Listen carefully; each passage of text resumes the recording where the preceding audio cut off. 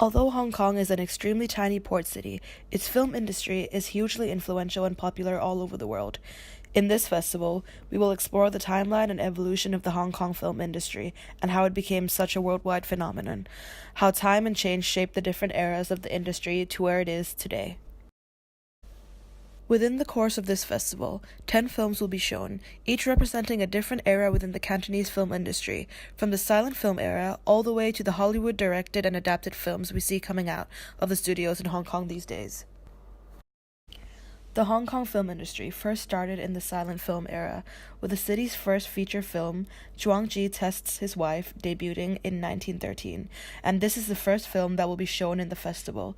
In exploring how and why the Hong Kong film industry is so popular in the Western world, internationalization of the industry has been rooted from the beginning, not only because of the Hong Kong's status as a former English colony, but it can be seen through the marketing of its earliest film, as this film was first screened in the United States, but not in the colony itself whatsoever.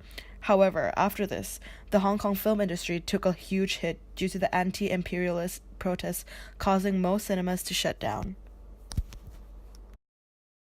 The film industry in Hong Kong started to boom again after the emergence of the talkies in the 1930s.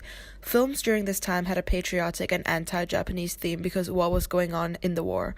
The first Cantonese talkie was called White Gold Dragon, the second film we will be playing, directed by the Shaw brothers and debuting in 1933. During this time, the war was actually beneficial towards Hong Kong's film industry, as most films during that time were being produced in Shanghai.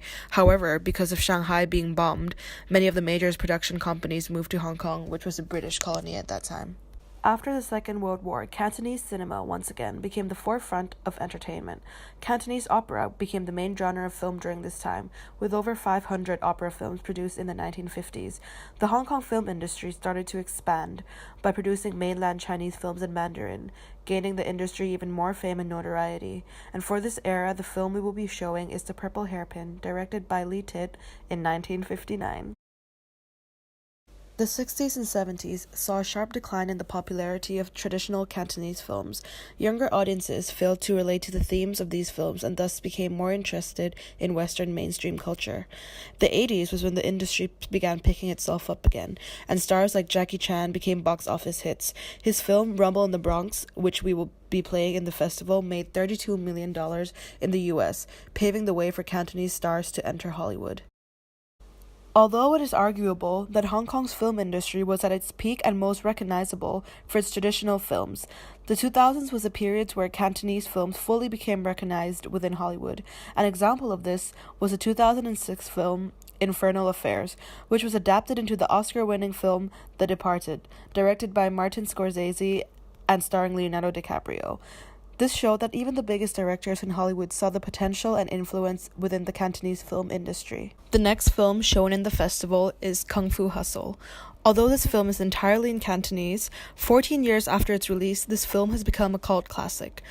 Although modern cinema is forever changing and adapting, the ancient culture of what Hong Kong is known for, such as kung fu and martial arts, still remain one of the most prominent themes of films produced within the industry.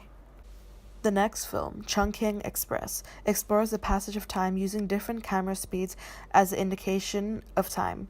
This film is an example of modern Cantonese films experiencing massive amounts of success without sticking to the traditional and stereotypical subjects of martial arts or Cantonese operas.